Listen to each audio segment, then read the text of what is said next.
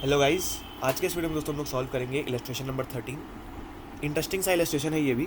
और इस इलस्ट्रेशन को मैं थोड़ा अलग मेथड से सॉल्व करूंगा, जैसा आपकी बुक में दिया, तो थोड़ा सा अलग लगाएंगे। जैसे हमने इलस्ट्रेशन नंबर 12 सॉल्व किया था, थोड़ा सा अलग मेथड लगाया था।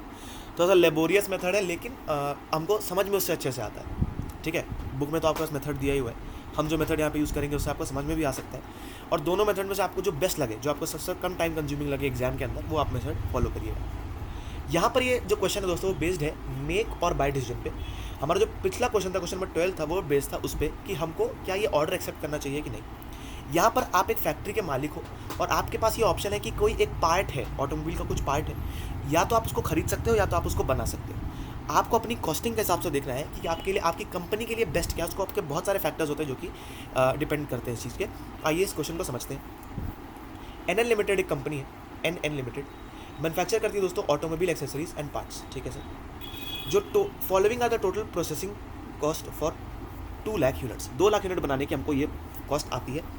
Direct material cost per unit के हिसाब से दिया हुआ है, वेरिएबल कॉस्ट पर यूनिट के हिसाब से दिया, और फिक्स कॉस्ट हमको दिया है टोटल। ठीक है सर।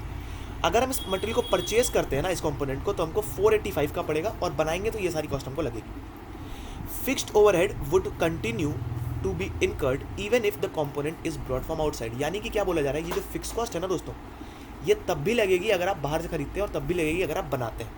ठीक है, तो ये कॉन्स्टेंट रहने वाली है। दूसरी बात पूछ क्या रहा है, should the part be made और brought from outside considering that the present facility when released following a buying decision would remain idle. अगर हम खरीदते भी है ना, जो करंट फैसिलिटी, यानी कि हमारा जो करंट फैक्ट्री है, जो करंट फैक्ट्री की बिल्डिंग है, वो वैसे की वैसी ही रहने वाली है, उसमें कोई काम नहीं होगा। हमारे जो 500 लाख की जो फिक्स कॉस्ट है, खाली वो लगती रहेगी, चाहे हम खरीदें और चाहे हम बनाएं।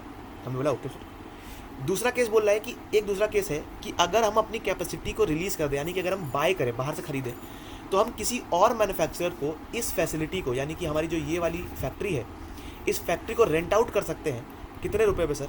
32 लाख रुपए पे, 32 लाख रुपीज़ पे हम इसको रेंट आउट कर सकते हैं। सो अब बताइए कि क्या हमारे लिए बेस्ट डिसीजन होगा, क्या हमको बनाना चाहिए या फिर क्या हमको खरीदना चाहिए। सो इसको हम लोग को एनालाइज करना है। इसको हमको यहाँ पर अलग अलग हम टेबल्स बना करके इसको यहाँ पे एनालाइज कर सकते हैं। कैसे कर सकते हैं आगे देखते हैं। हम सबसे पहले एक ऐसा बड़ा सा एक चार्ट बना लेते हैं, बड़ा सा एक टेबल हम लोग बना लेते हैं यहाँ पर। ठीक है, यहाँ पे लिख देंगे हम पर्टिकुलर, यहाँ पे लिख देंगे हम फैक्ट्री का जो अभी करंट सिचुएशन है, अगर हम बनाते हैं, अगर हम खरीदते हैं, और अगर हम उसको लेट आउट कर देते हैं, रेंट आउट कर सकते हैं। तो यहाँ पर हमारे पास दोस्तों इस तरह से बन गया। हम क्या करेंगे, सिंपल सा लॉजिक लगाएंगे। यहाँ लिखेंगे हम पर्टिकुलर्स। ठीक है, यहाँ पर हम क्या लिखेंगे दोस्तों, यहाँ पर लिखेंगे अगर हम इसको बनाते हैं, मैन्युफैक्चर, हम मैन्युफैक्चर करते हैं कितने यूनिट्स को सर? 2 लाख यूनिट्स को।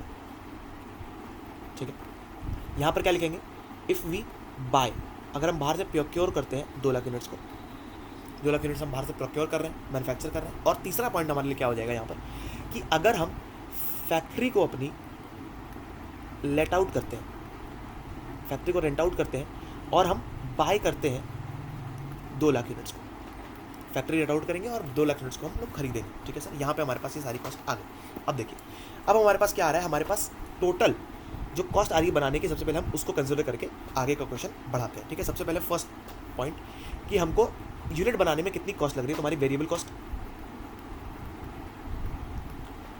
कॉस्ट हमको कितनी लगने वाली है, सबसे पहले उसको लिख लेते हैं। वेरिएबल कॉस्ट यहाँ पर क्या लगेगी सर दोस्तों, डायरेक्ट मटेरियल, डायरेक्ट लेबर, और डायरेक्ट मटेरियल, डायरेक्ट लेबर और फैक्ट्री वेरिएबल फैक्ट्री ओवरहेड्स, हमको ये लगने वाले हैं। डायरेक्ट मटेरियल कॉस्ट कितनी लगेगी दोस्तों, 375 इंटू 2 लाख यूनिट, यानी कि 7 crore 50 lakh. Same case scenario में 80 इंटू 2 लाख यूनिट, ये कितनी लगेगी सर, 1 करोड़ 60 लैक्स।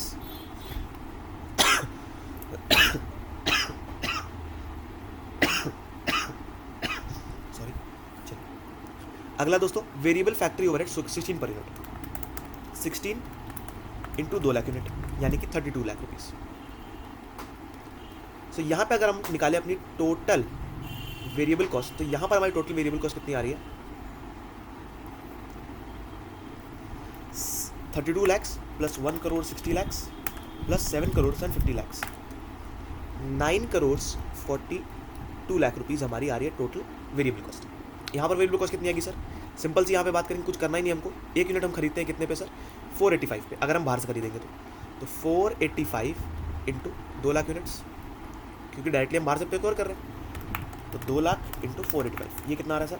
9,70,00,000 रुपीज़। ठीक है, अगर हम फिर से यहाँ पर अगर हम फैक्ट्री लेट आउट करते हैं तो भी हमको बाहर से खरीदना पड़ेगा, तो हमारी वेरिएबल कॉस्ट कितनी आएगी सर? 485 इंटू 2 लाख, यानी कि वापस से 9,70,00,000 रुपीज़। ठीक है, वेरिएबल कॉस्ट हमारी यहाँ पे हो गई। अब दोस्तों हमारी यहाँ पे लगने वाली है एक फिक्स्ड कॉस्ट, जो कि क्या है सर? फैक्ट्री वाली, जो कितनी है सर? 500 लाख, यानी कि 5 करोड़ रुपीज़ की। 500 लाख का मतलब कितना हो गया? 5 करोड़ रुपीज़ की हमारी क्या लगने वाली है सर? फैक्ट्री की कॉस्ट। और ये सब में लगेगी, चाहे आप बनाइए और चाहे आप खरीदिए, ये कांस्टेंट कॉस्ट है जो कि हर जगह लगने ही वाली है। सो हमारे पास जो टोटल कॉस्ट आ रही है सर वो क्या है? टोटल कॉस्ट क्या आ रही है सर हमारे पास? अगर इसको कैलकुलेट कर ले हम लोग तो यहाँ पे 14 करोड़ 42 लाख, यहाँ पर 14 करोड़ 70 लाख और यहाँ पर 14 करोड़ 70 लाख। अब पहले इन दोनों केस को देखिए, यहाँ पर मैन्युफैक्चर और बाई के केस में, जहाँ पर हमारी फैक्ट्री, अगर हम मैन्युफैक्चर करते हैं तो हमारी फैक्ट्री यूज़ होगी और हमको 500 लाख का खर्चा बैठेगा, जहाँ पर हम 14 करोड़ 42 लाख रुपए का खर्च करके हमारे पास यूनिट्स बन जाएंगे। अगर हम अपनी बाहर से खरीदते हैं तो भी हमारी फैक्ट्री आइडल पड़ी रहेगी और उस पर 5 करोड़ रुपए का खर्चा आएगा, जैसे कि हमको टोटल मिला करके 14 करोड़ 70 लाख रुपए लग जाएंगे। तो हम इस केस सिनारियो में, इन दोनों केसेस में, केस नंबर 1 में हमको क्या सबसे सस्ता पड़ता है सर? 14 करोड़ 42 लाख रुपीज़। हमको सर सेविंग कितने की हो रही है? 14 करोड़ 70 लाख माइनस 14 करोड़ 42 लाख रुपीज़। हम दोस्तों 28 लाख रुपीज़ का यहाँ पे हमको बचत हो रही है। 28 लाख रुपीज़ की हमको सेविंग होगी अगर हम मैन्युफैक्चर करते हैं यहाँ पर। अब आते हैं सर ये वाले केस में, हमको भले ही 14 करोड़ 70 लाख रुपीज़ लगेगा अगर हम बाहर से खरीदते हैं, लेकिन यहाँ पे एक चीज़ और लिखी गई है, हम अपनी फैक्ट्री को जो है वो लेट आउट करेंगे 32 लाख रुपीज़ की कॉस्ट के। 32 लाख रुपीज़ पे हमको लेट आउट करेंगे, अपनी फैक्ट्री को रेंट आउट कर देंगे। तो यहाँ पर हम 32 लाख रुपीज़ को लेस कर देंगे, जो कि हमारी फिक्स्ड कॉस्ट में से कम हो जाएगा। और फिर यहाँ पर दोस्तों हमारे पास जो टोटल कॉस्ट आएगी 14 करोड़ 70 लाख माइनस 32 लाख, 14 करोड़ 38 लाख रुपीज़। अब यहाँ से आप इसको अगर कंपेयर करेंगे तो हमारे पास यहाँ पर सेविंग हो जा रही है। अगर इन दोनों केसेस को कंपेयर किया जाए, केस नंबर, कलर चेंज कर देते हैं जिससे क्या आसानी होगी समझने में। ये वाले केसेस को अगर आप देखेंगे सर, इन दोनों केस को अगर हम कंपेयर कर रहे हैं तो यहाँ पर 14 करोड़ 38 लाख लग रहा है और यहाँ पर 14 करोड़ 42 लाख लग रहा है। सो 4 लाख रुपीज़ का यहाँ पर हमको सेविंग हो रहा है। ठीक है, यहाँ पे हमको 4 लाख रुपीज़ की सेविंग हो रही है। अब क्या बोल रहा है कि हम हमारा क्या डिसीजन होना चाहिए, आपको ये बताना है। तो लास्ट में हम क्या करेंगे, एक पेज यहाँ पे ऐड कर लेते हैं, यहाँ पे हम लिखेंगे decision. Point number A, the first part, if the factory is idle, fixed cost remains same. In that case, if we manufacture, we save 28 lakh rupees. Point number 2, in a case where factory is rented out at 32 lakh rupees and we procure या buy from outside, we save 4 lakh.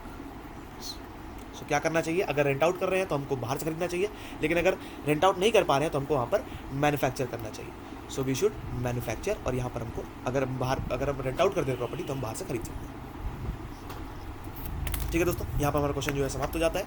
आप दोनों में से कोई भी process लगा सकते हैं, कोई भी आप तरीका यूज़ कर सकते हैं, आपको जो समझ में आए। आपकी बुक में भी तरीका दिया हुआ है, यहाँ पे भी तरीका दिया हुआ है। दोनों में से आपको जो तरीका सबसे अच्छा समझ में आता है, जिससे आपको लगता है सबसे कम महीना समय लगेगा, वो तरीका आप यूज़ कर सकते हैं। ठीक है, ओके, तो thank you for watching. We'll meet in the next video in the next question. Till then, this is Devansh Agrawal signing off. Jai Hind.